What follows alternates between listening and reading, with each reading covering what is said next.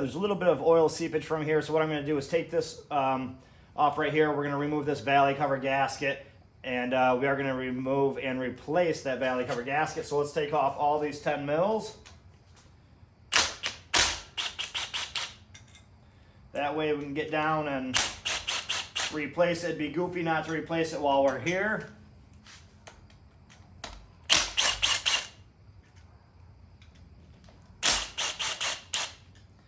Now with all those off, we can just remove this. Let's set it to the side. We don't need that broken. We are going to put that back on. Then from here we can remove the 10.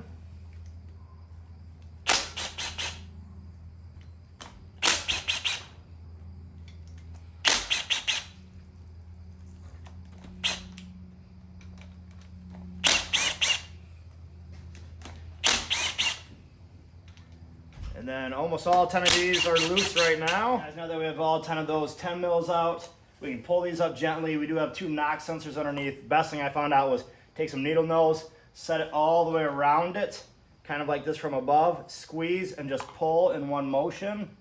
And it kind of seems to get them out pretty easily, just like that. And then from here, guys, we'll just be able to put a socket in and unscrew them and take them out. All right, guys, so both knock sensors are right on the top. It is a 22 mil to get those off. So that is it. Both knock sensors are off. All right, guys, so I did have to do a little bit of prying on the side with a screwdriver, but after all that time, she was actually able to come up and off. So now we'll replace that gasket. I'll try to clean this out the best I can. As you can see, it is pretty dirty. Then we have the valley cover off, the old seal. We've got out these old rusted ass knock sensors. It is time to replace and put all the new things on. So let's put the new gasket in place. Then once we have that in place, let's grab the top itself. I was able to clean mine up pretty good. So I did clean it the best that I could, getting everything off. I'm gonna try to get this in place without moving the gasket all too much.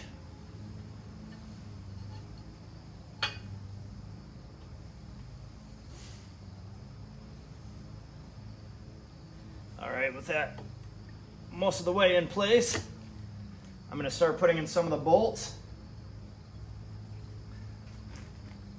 Now these 10 bolts are going to be all tightened down to 18 pounds. So I'm just going to get some started by hand.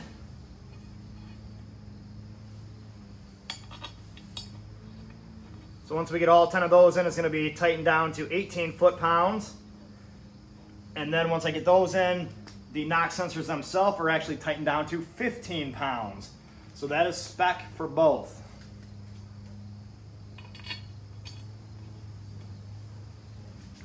All right, guys, and we've got to represent, got that new hat Juku just sent out for us. They are representing and sponsoring this video for us, so Juku, hell yeah. They are where I get all my swap parts and actually a lot of my parts for my Nissan 240SX as well as my Nissan 350Z.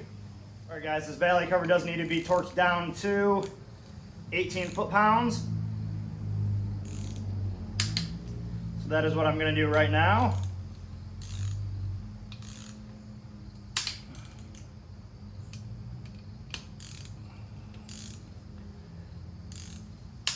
All right, guys, next step is to install the brand new knock sensors.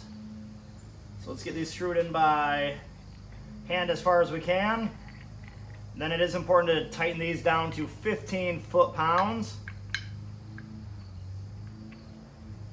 And if you remember, these were the 22 mil.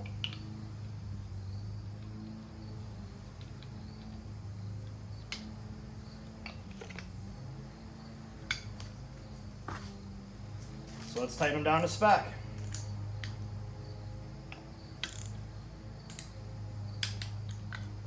And that's it. All right, guys, that's 15 foot-pounds. From here, let's clip them back on. There's one. There's two.